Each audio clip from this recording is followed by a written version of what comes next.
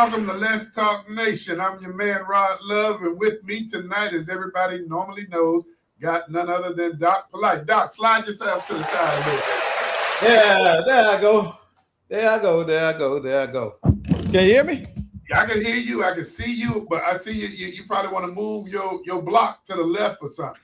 Oh, it's my light. No, not your light. I don't even see me. Oh, I don't know why you don't see you. I see me, but you move your image, move your block. Oh, okay, I got you. People get to see bad production tonight.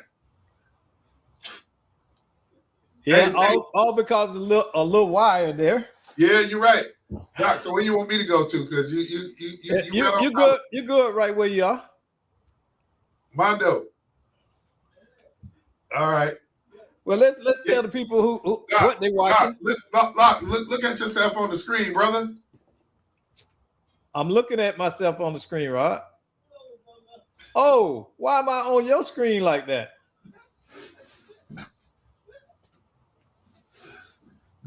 Go ahead. Hey, to those of you who are watching, welcome to Let's Talk Nation. We had some technical glitches tonight, but we're glad that we got you with us. Hey, Doc, there's some things that are taking place. You and I both have gotten some phone calls, and man, what's late and breaking that's in the news is what's taking place over in the Middle East, man. Doc, you served in the military. What's your thoughts on that? Oh man, I got so many. Well, before you begin, let me say this first and foremost.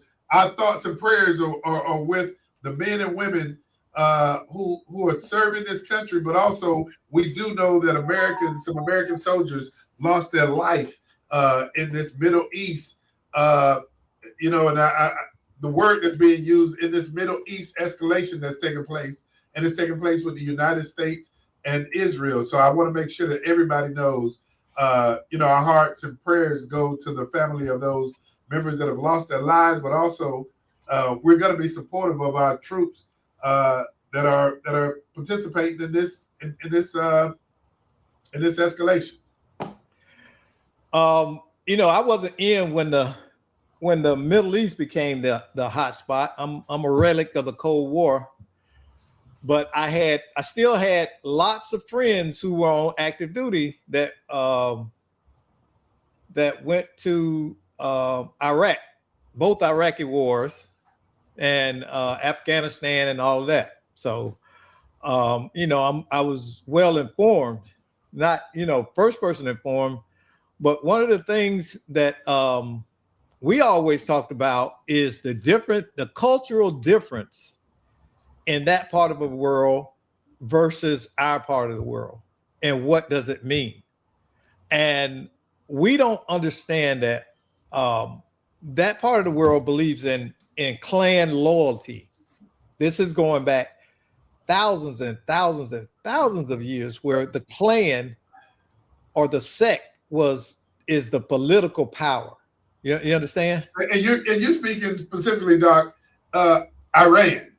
Okay, because I have to say this because I have some good friends that are from Lebanon, man, and man, I tell you, just the fellowship and how they've assimilated to the United States, man, they've fallen in love with this country. And some of the escalation that's taking place is taking place now. I see in Beirut and some other sections there. So when people are looking at what's taking place in Iran, this thing is much larger than we could ever imagine. And Doc, let me do this before we jump into it, because the general, as everybody can see, is not with us this evening. The general is on special assignment, but Doc and I are having the honor and the privilege to have a good friend of the show, but somebody who can go deep on some of these issues that we're talking about. And he is the founder and CEO of Aggression Management Company, and I'm talking about none other than John Burns. John Burns, welcome to Let's Talk Nation.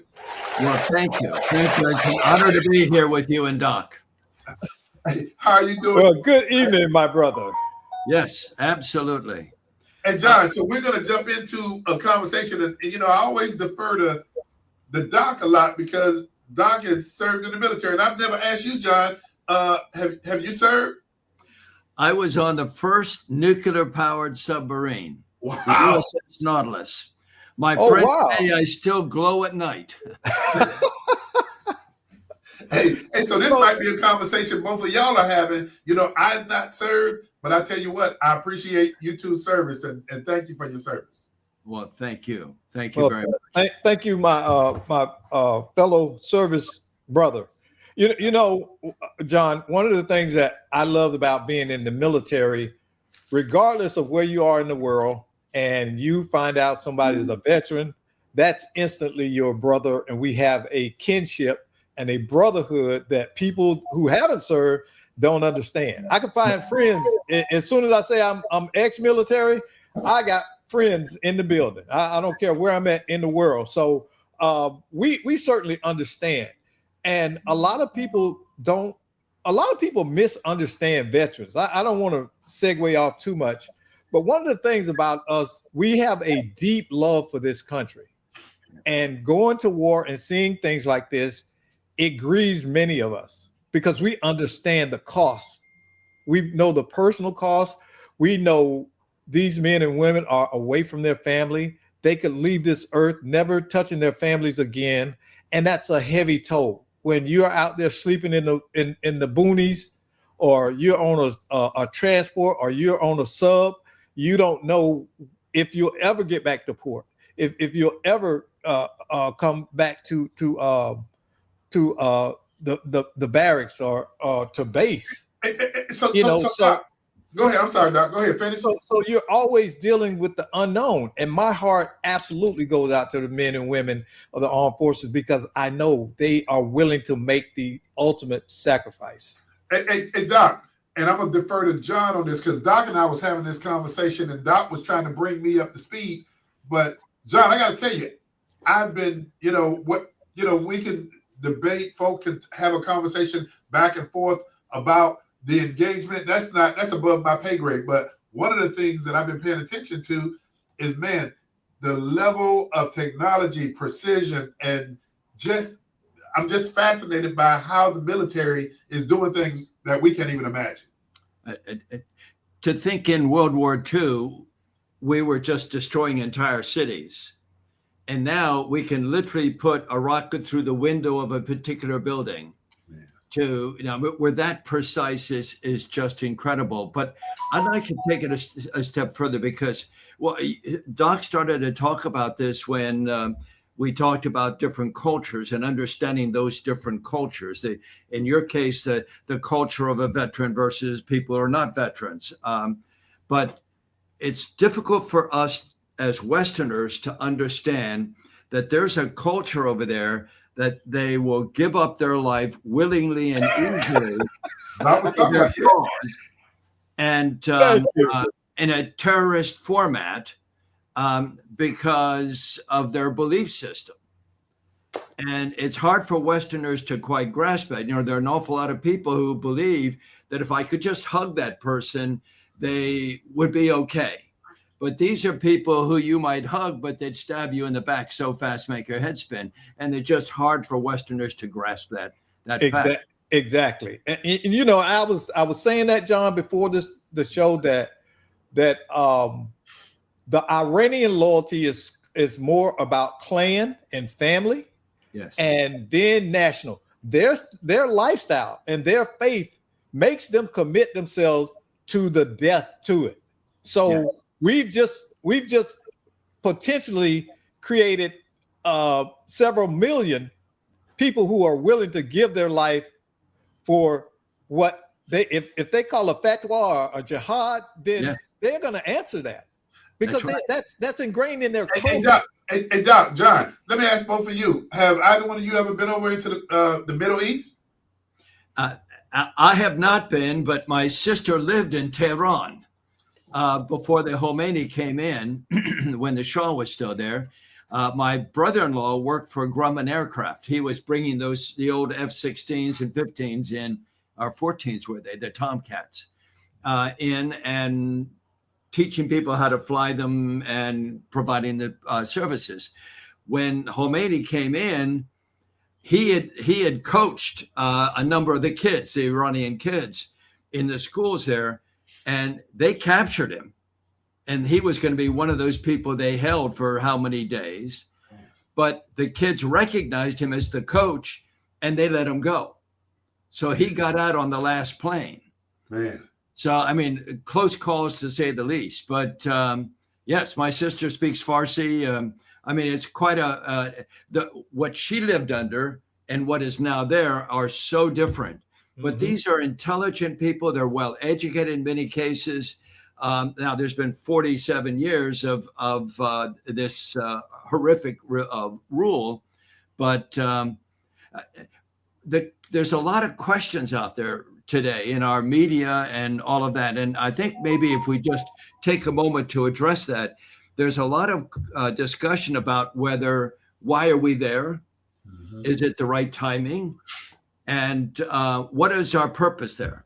Is it regime change, in which may require boots on the ground, which nobody wants to see?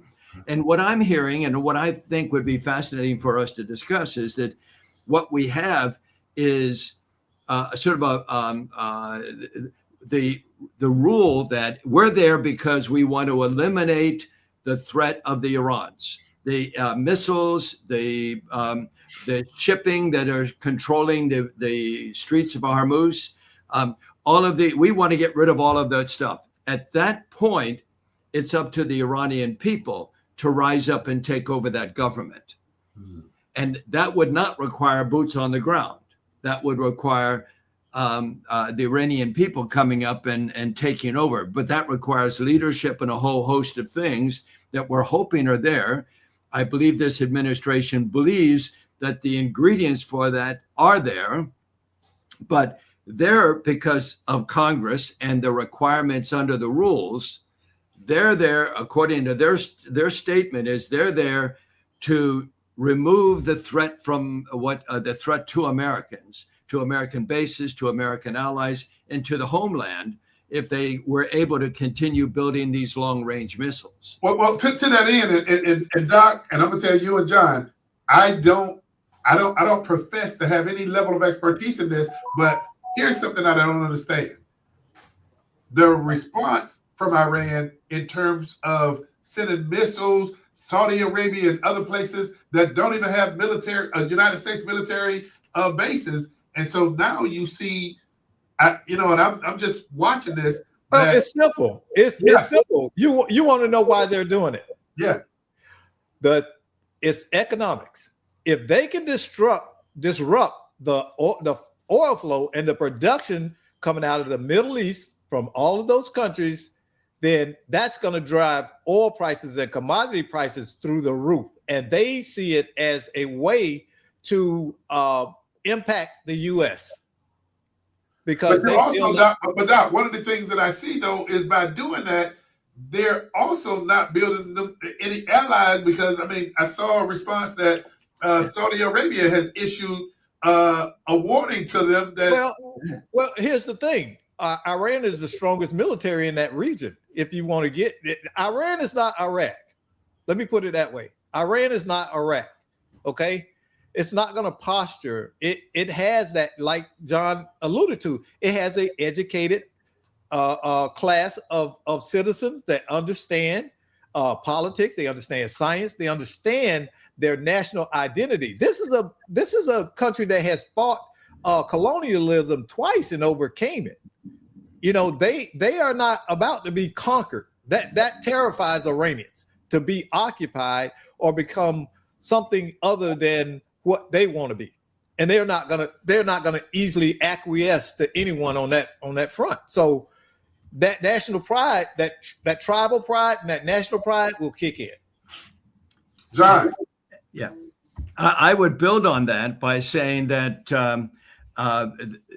this whole thing of going and firing rockets into Oman and the other states there, backfired on Iran. Yeah. Because, they were thinking that they are going to intimidate these. But these countries, the Saudis and others, there have been purchasing American weapons, aircraft and other things, and missiles themselves for some time now. So they're fairly well armed. In fact, they actually shot down a couple of our own planes by mistake, friendly fire. The pilots were able to get out and were not harmed in the process, but we lost a couple of aircraft because of it. But they are armed now, and when what the Iranians didn't go, they weren't aiming their missiles to the military or to the bases. They aimed it at hotels, to the people. So that's what riled up these other countries, and now they're against Iran. So the whole, everyone was afraid it was going to be a regional thing against the U.S., but it's what it's turned out to be is a regional thing, yes, but against Iran. But here's the thing: it's turning into a circular firing squad. It really is, and that's gonna impact coming out of that region. That's gonna impact economies all over the world. It's unavoidable. From a layman's perspective, and again, I'll continue to say, because I want to qualify it, this is not in my wheelhouse, but I do feel the necessity that we need to have that conversation about what's taking place. A couple of things. One is what we've seen over in Iran, whereby they were basically killing protesters in their own country. And so you saw this humanitarian plea to them to stop, but then also now the conversation is about whether or not this took an act of Congress for authority to go there. Again, above my pay grade, but we have seen other presidents that have acted, and I don't know if it's proper to say executive order. John, you and Doc are more familiar with this than I am, but we have seen that in the past as well. Well, right. We have the, as I explained, the War Powers Act. And essentially what that does, it's War Powers Act was enacted in 1973. And what it did was give the president the ability to take military action based on certain criteria. Now, the argument is that the Trump administration is not meeting that. One of it is the biggest one is imminent threat. And people are saying, no, it was no imminent threat. But we don't know what the intelligence community knows. You understand? So yeah. right now, it's debatable. Well, are they a month away from a nuclear weapon? Well, let me add to what you were just speaking about, Doc. What we understand is they've been building missiles at a rate of about 100 a month. They now have several thousand. There is a tipping point where they can have enough missiles to do enough damage locally that it would force us to back away and do nothing. So there is that point of transition, and this administration, and then as well as the Israelis. And my understanding is that the Israelis, through their incredible intelligence, realized that Khomeini and approximately 40 of their top people were going to be at a certain place at a certain time on Saturday. And that's why they did what they did. Now that started the process. The Israelis are the ones out killing all the bad guys.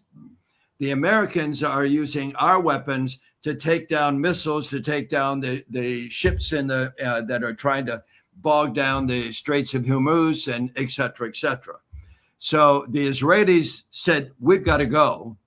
And the Americans said, well, we can't have you do that and not us do ours. So that's how the whole thing happened when it happened. Hey, Doc, John, I got to tell you to this because, again, I'm sitting back and I'm digesting this. Listening to YouTube, you guys can have your own military commentating show all by you because you're breaking it down. I mean, really, you two are breaking it down to where, we get people that are saying, hey, we're looking at late breaking news. And not as astute as to what's taking place and all the dynamics of it. But I will say this: we find ourselves, unfortunately, in these times that you're damn if you do and you're damn if you don't. Sure. Israel was going to proceed forward based on talking heads again. And so now, John, as you just mentioned, United States is in a situation whereby do we take out those missiles? So you two are really laying it down. And John, I got to tell you, you guys are laying this thing out from a military perspective that it's easy to follow. And thank you for that. Can I just add one, get us to imagine for a moment what could happen here? Think about this in larger terms. Our greatest enemy, if you will, is China. And China is getting, well, it was taking 60, I've heard anywhere from 80 to 90% of the oil coming out of Venezuela. Not anymore. Now they're also taking something like 70 to 80% of the oil out of Iran. If we succeed here and we get a government that's in play that can work with us and be an ally of ours, and there's lots of reasons for that to happen, then we'll stop that as well.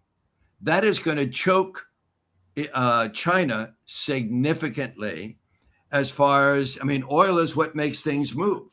So, John, choking China, and what people are going to be listening for in particular is based on China not having access to oil, what does it do for America? Does it bring the price of gas? Let's face it, does it bring the price of gas down? Oh, yes. Look what happened in Venezuela.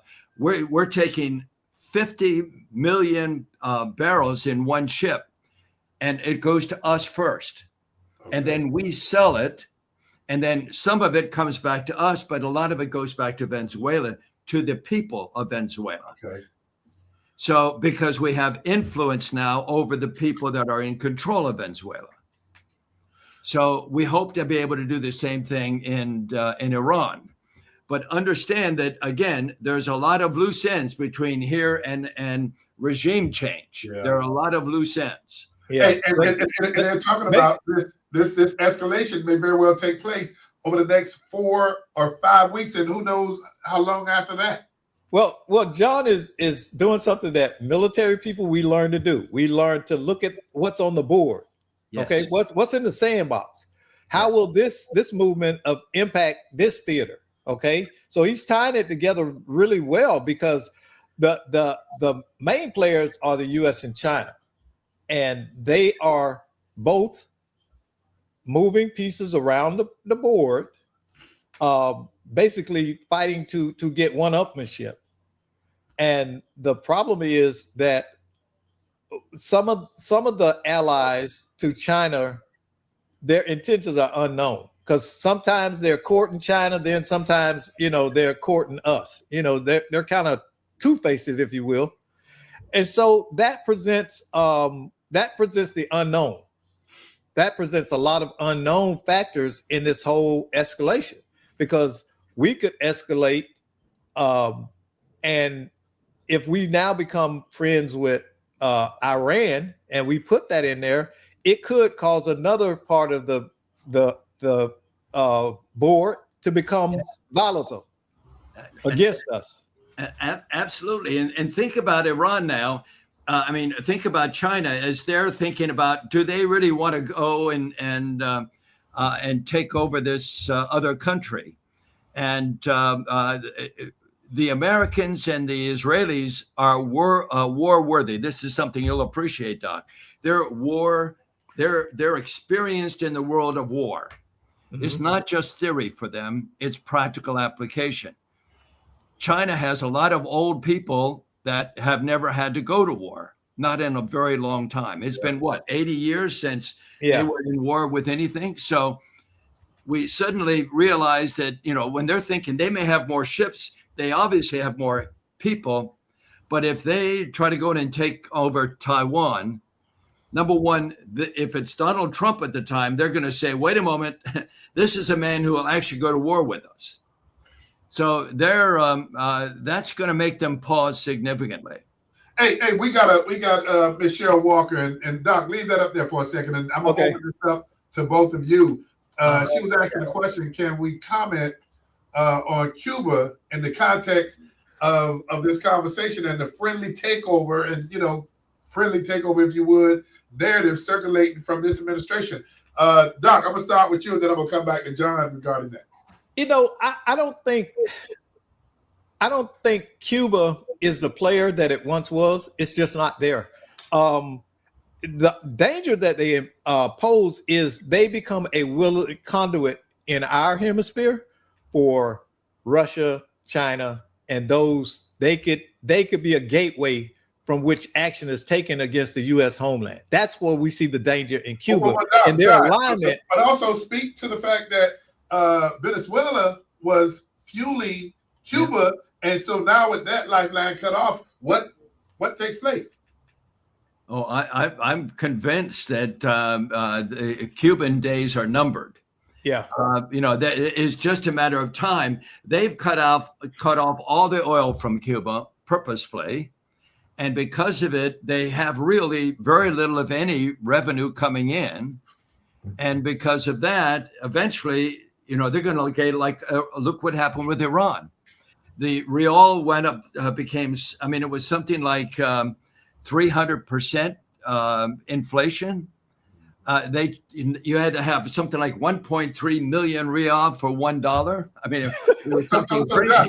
So John, when you say, and I want you and Doc to go into detail, and we're going to shift to something else that I know Ms. Cheryl Walker is going to be interested in. But before we shift, when you say Cuba's days are numbered, are you saying numbered from the perspective that it is moving closer to becoming an open democracy? Is that? Well, I'll just mention, and then Doc can follow up on it. I believe that it'll become so intolerable, like it was in Iran. What happened that caused the people to rise? Finally, it was even when people were being shot, they still rose, and they rose because you couldn't buy a bottle of milk. You couldn't get a thing of milk. I mean, you couldn't get the staples that people need. So that is not only going to happen, it's already happening in Cuba. Okay. Yeah. And people rise up. Right? Go ahead. And remember last week where we had the incident with the Cubans firing on that boat. Well, it came out that this was a renegade plan by some Americans with ties to Cuba to go in and rescue their family because they were suffering under what's going on now. This economic inflation that's out of control. People can't they can't eat. Okay, they're having problems with energy, with power because they can't power anything. Yeah. So at one point, something's got to give. Jamaicans have a saying: "Pressure busts pipe." Hey, and when you put that pipe under pressure, something got to give. And so I think we will see a friendly takeover. I think we'll see the Cuban people finally rise up and demand some type of change. We don't know what it'll look like. We're hoping that is democracy toward us, but you can't judge that. Remember this, and I always tell people this: the Cuban dissidents that have been fighting for revolution in Cuba are dead. That generation is gone.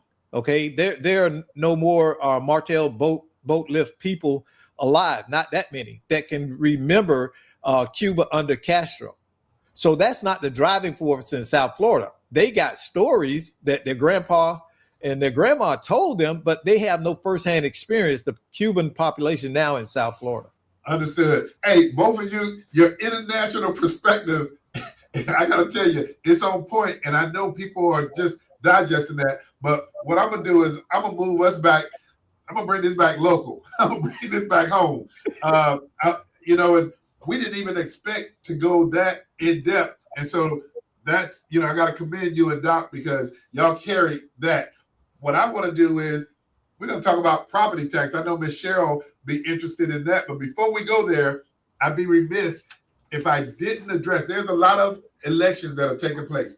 I'm not even going to get on the issue of all of the candidates that are running for Orange County positions. We'll come back to that at another time, because for District 7, you got approximately 12 candidates that's running for that seat. Wow. So we're going to address that at another time. But one election that's taking place this coming Tuesday is the city of Apopka.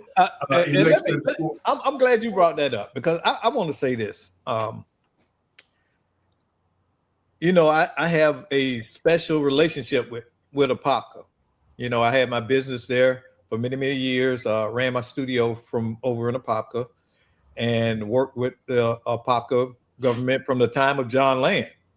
So, and Doc, tell me about John Land. I don't know if it's still in existence, but the longest serving mayor in the United States. Yeah, he was. I think he took office in the 60s, I want to say. I don't know, but and he was Apopka. He was the face of Apopka for many, many years. But I think what we're seeing now is, my perception is, a lot of people that don't understand the culture and the history of Apopka now live in Apopka, and they feel like they all of a sudden know what's best for Apopka. And Apopka has always been a hometown feel. Yeah. When you go to Apopka, it has a real hometown feel. Community kind of feel. Yeah. And so the people there, the Nelson family, they had nurseries there. They've been a driving force there. And I know that the current mayor, he's the incumbent now, he bleeds and breathes Apopka blue. And Doc, we're talking about Mayor Brian Nelson. Yeah. And so what I want to remind Apopkans of is the fact that, you know, you could have some new people roll in and they could sell you a bag of poop, and they'll spray it with deodorant, but it's still a bag of poop. You're right. You're right. And they don't have a knowledge of where the city has come from, because a lot of things change in the years in Apopka, and much faster than even other municipalities within the region. If you don't mind, let me throw a couple of things in here, because oftentimes, you know, we don't hear some of the things that we need to hear in time enough. When you look at Mayor Brian Nelson, when you talk about maintaining taxes being low, that's a real thing, and he has done that. When you look at the reserves of the city of Apopka, that's a real thing. And when we talk about factual things, but here's the other thing that, you know, and I'll go ahead as a matter of disclosure and transparency. I've known Mayor Brian Nelson from the time when he served in the House of Representatives. This guy is authentic. This guy has integrity. But the other thing, man, when you look at Apopka and you look at the leadership, you have an interim city manager. His background is from Parks and Rec. This guy has been close to the community from a service perspective. And so I'm starting off with the interim city manager. And again, I qualified by this guy got his start in Parks and Rec and has engaged the community. Then I also look at the chief of police. This is a woman who retired from the Orlando Police Department. And, you know, I want to allow these people to have their merit, because, you know, folk want to look at quotas. This ain't about, man, I tell you, the chief of police, man, I tell you, she's worth her weight in gold. But that's another thing. I'm going to go ahead. The director of finance and finance for the Department of City of Apopka, man, on a P's and Q's, got an economic development director. And when I say she's on a P's and Q's, but then you have the fire department, an individual who leads the fire department. So when I say all of these things, it is totally inclusive of what the city of Apopka looks like. Let me say this, Rod, and a lot of people don't know this. Apopka is so amenable, and the leadership there cares so much that they actually try to help South Apopka, which is actually not in Apopka. In the city. In the city. They have no fiduciary or any governmental obligation to help those people. But yet, time and time, you have the loudmouths in that community who run around as if Apopka owes them something. And it doesn't. But yet and still, the city finds itself constantly trying to help those people. And a lot of municipalities would just ignore you. You're not in that city. You're in unincorporated. What Doc is not saying is when you look at, and Doc, you're absolutely right. When you look at unincorporated, from a proximity standpoint, you just go a mile up the street, you go to City Hall. But really, when you look at the fact that the city of Apopka, $200 million budget versus Orange County that's on its way to an $8 billion budget, you don't go downtown in Orange County, Roslyn, to air your grievances. You go a mile up the road where they have no authority. Exactly, and that's very misleading to people. And I'm sorry, Doc. So, John, what do you know? I'm sorry, me and Doc, we can do this all day. What do you know about the city of Apopka? Look, 40 years ago, when I first came to the Central Florida area, I was acquainted with Apopka as the fern capital of the world, and as it was, and it had been. And I got to know people like Bobby Hadaway. I don't know if you know Bobby, but his family owned a lot of that fern business. Okay. Mm-hmm. And he helped me get my first, when I was in the real estate development business, he helped me get my first project in Altamont Springs. But his family came from Apopka, and I got to know, again, everything you're saying about Apopka seems true to me, is that it seems to be a very culturally family-based. You know, the old saying is that you take care of your money in a certain way, but if you're taking care of someone else's money, you take less care. You know, and the further away from your money it is, the less you care. Well, Apopka seems to be a place that seems to care. You're right. You're right. The money is being spent and how it's being spent. So, hey, so John, Doc, let me ask both of you this. And I hadn't heard this in a long time, and I'm wondering why. Both of you, please give me your perspective on it. But do y'all remember, in spite of whatever your party affiliation was, you would hear politicians and individuals that wanted to be politicians, they would go on the stump and talk about small government and government being limited. But I haven't heard that anymore. And I mean, when we look at, as we're going to segue into property tax reform initiatives, I don't hear the conversations about limited government growth and things of that nature anymore. What are y'all thought about that? Go ahead, John. Okay, I'll start then. We're going to be talking about property taxes. And one of the things we're going to talk about in property taxes is the potential negative effect on the municipalities, right? And the counties. I submit to you, once again, the further we get away from our money, we start paying less attention. And instead of buying and building enormous monuments to ourselves, called stadiums and other types of things, maybe we'd be more cautious if we took some of that money away from the municipalities and the counties and made them stay better by their own budgets. We have to, and it's important that they do too. John, stick a pin in that for a second. Doc, what's your thought? This is good. Because, hey, John, off camera, I rail against this. This is my pet peeve. Governments are wasteful entities. They have no regard for taxpayers' money. They think that they can write endless checks, open checks, bonus checks, any kind of check that they want to write. And it's just not so. This is going to force them to have to make some decisions. Now we won't have a special dog park for dogs with amputations and stuff like that. You know, all this foolishness that goes on these amenities and giving the soccer team a third tier sport a $1 billion stadium. This is foolishness. Hey, and on that, Doc, stick a pin in that. So I'm gonna lay some of this out for the both of you.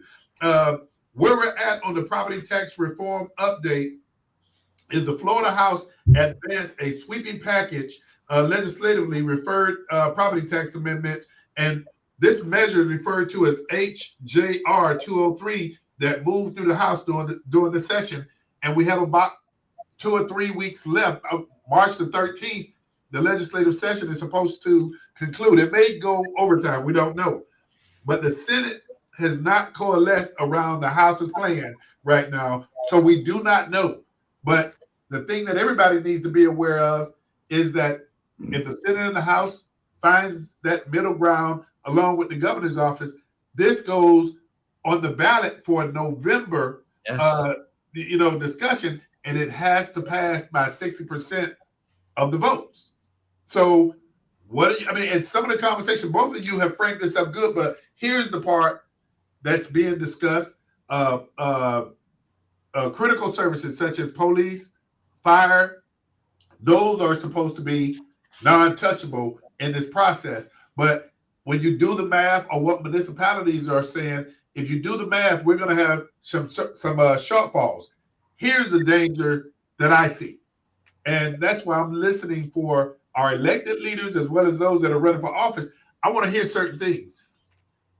People are familiar with a whole bunch of other things that government it does and what government is supposed to do. But some of the things that are going to be the first to get cut, which is shameful, those are going to be some of the things that are in the area of human services.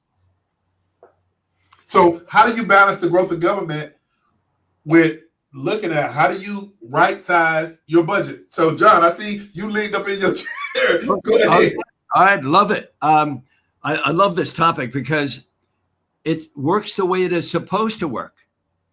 If the people are unhappy, they will likely not vote for you next time. So we get that mixture, that friction, if you will, between the politician and the community. And if it's that important, then the politician will come around and massage things. Maybe, to Doc's point, maybe they'll be more cautious about where they're spending the money, and they'll begin to realize that they're spending too much money over here. Maybe we can take some of the money from over here and place it over here. And hopefully the politicians won't come in and say, you can't lower the cost of police or fire and other things. And they have that. We don't need 80 libraries. Well, yes, exactly. We have to start thinking this is a modern. See, a lot of this stuff is legacy stuff. We're keeping legacy institutions propped up that don't deserve. What is it? Eat what you catch. Yes, and that's what they got to start doing. These things need to be self-funding. There should not be perpetual funding at the taxpayer's dime. We now have the internet. We don't need libraries. Well, okay, in the presentation that I saw that broke it down for people to hear this, and some look at it as overly sophisticated, but 96, possibly more or less, % of local government budgets come from property tax. Yeah, you got sales tax on one hand. Hey, it's an estimated annual deficit of $13.3 billion if we have the removal of this property tax. That's what local governments are facing. Of course, they don't want to lose that money. Well, we live in a world of risk reward, right? Yeah, exactly. So they're going to have to, these politicians are going to have to look at the risk reward of what they're trying to do. I mean, I'm a believer, like the idea of tariffs. We spoke briefly last week about how before 1913, there were no income taxes. Yep. Because of tariffs and other types of income that we had, we didn't need the income tax. Can you imagine, just imagine in your minds, what it would be like for our economy if we could remove all taxes? Yeah. Help me understand this. The other day, the mayor, Orange County mayor, and all the highfalutin folks got out there on this trail that now connects Lake County and Orange County. Do you know the price tag of it? No idea. $10 million. Who the hell makes a $10 million sidewalk? $10 million for a sidewalk. Yeah. It's those type of things that are just incredulous. How can you spend $10 million to make a sidewalk, a wide sidewalk, but it's still a sidewalk? You get what I'm saying? This is the kind of stuff that's in play because we'll have the money. And so these contractors are coming in and at the expense of taxpayers, just fleecing our governments. How come there's no real competitive bidding?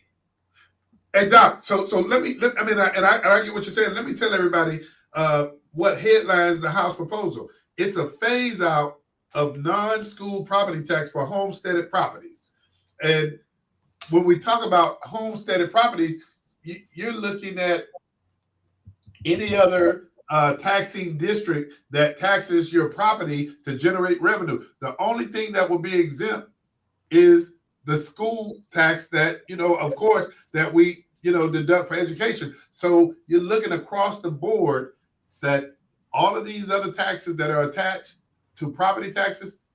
And here's another good example. You have approximately 9 municipalities in the state of Florida that has a children's trust that benefits from that. And I believe you got Hillsborough, Pinellas.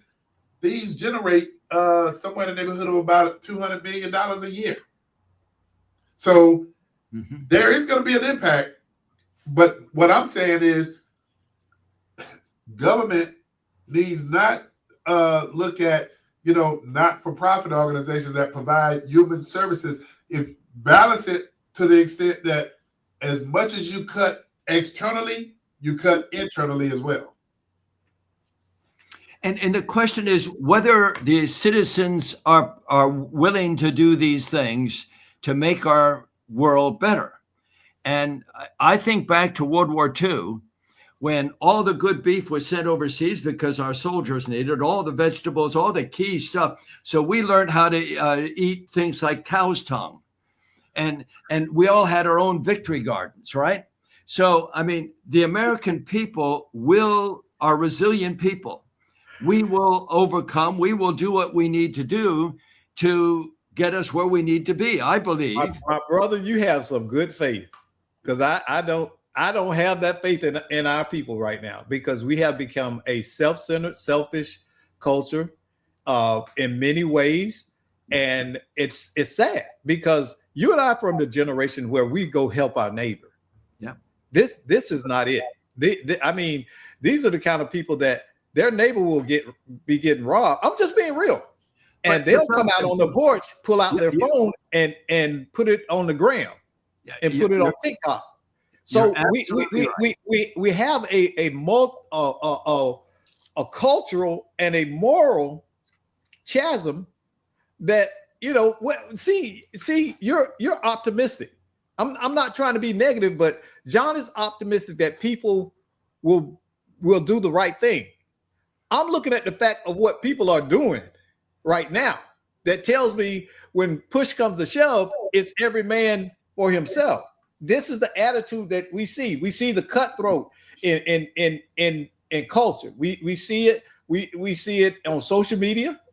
Everybody's you can have a doctor come on social media with years of expertise and practice, and someone will attack his credibility, his knowledge, and his skill set, and other people will chime in. And Doc, your point is well taken. John, what do you have to say to that? Well, my point in response is, I believe there's a point where it begins to change. Where's that tipping point? And usually that's occurred because steel rubs against steel, and it forges something new, something stronger.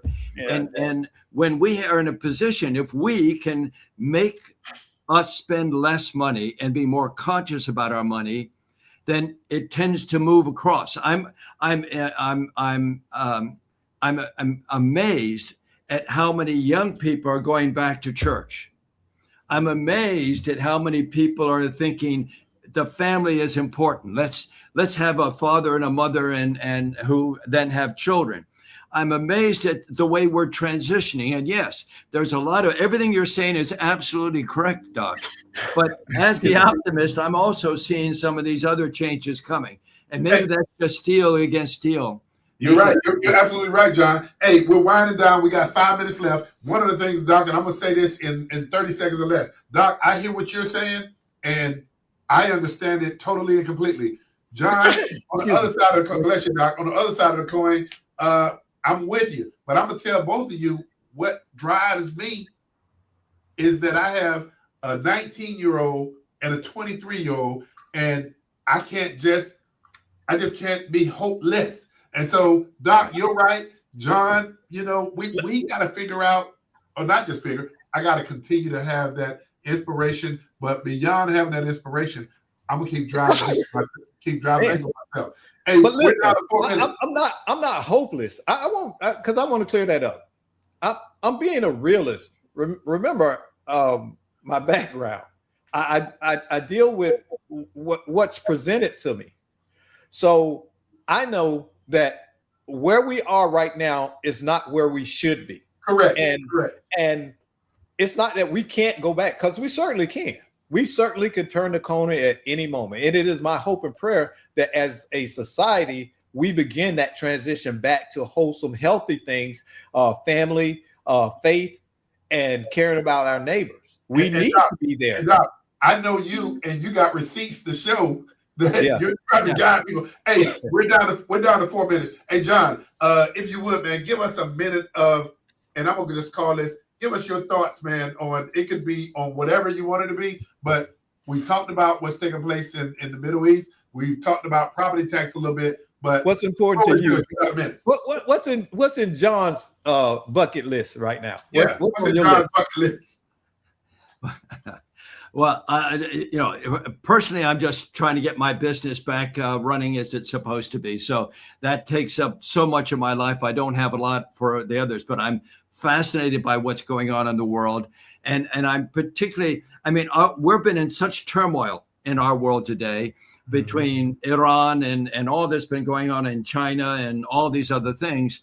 For me to see a bit of a big picture where I see the role that oil is playing and fuel is playing in it, and the fact that not only could we have ultimately, like Sherry was asking, is Cuba next? Yes, I believe that Cuba is next. Iran, if we can get Iran, can you imagine all of these Middle Eastern countries joining the Abraham Accords? Man. And then when all of that happens and Russia's watching, North Korea is probably sending messages saying, "How are we doing there, Trump? we okay?" And China is right on the corner. So I'm very hopeful that we can live in a world of peace, ultimately. And I see a possible future for that. Hey, and we're down. But hey, for everybody who's tuned in to Let's Talk Nation, John Burns is a guest co-host. You'll be seeing more of him. And John, I got to tell you, the General Attorney Greg Jackson, he's been on special assignment. And one of the things that he said, man, he said, John, when he comes on and calls into the show, John gives hell of a commentary. So, John, for your debut, Doc, I think you can co-sign this. John, he's passed. Thank you very much. It's been an honor being with the two of you. Thank you. We appreciate your presence, and you certainly added 2,000 points to the 20,000 at least to the IQ, right? You're right. Yeah. Hey Doc, your thoughts real quick. What's your bucket thoughts? Again, my heart and my prayers go out to our servicemen and women who are the ones holding this down and representing our national interests and our national presence around the world. Just remember that by and large nation, we are gracious people, and it is not our intention to rule the world. I think we want it to be safer, and we certainly historically have acted in that capacity. Hey Doc, I'm not going to try to go behind you on that one, man. Our hearts and prayers go to the men and women that serve in this country. I'm going to close out because once again, Mayor Brian Nelson, man, I tell you, he's been a great great guy for the city of Apopka and its community. I just got to say, I'm plugging for Mayor Nelson. Keep up the great work. And to everybody that's tuned in, you don't have to go home. But you got to get out of here. Thanks a lot, John.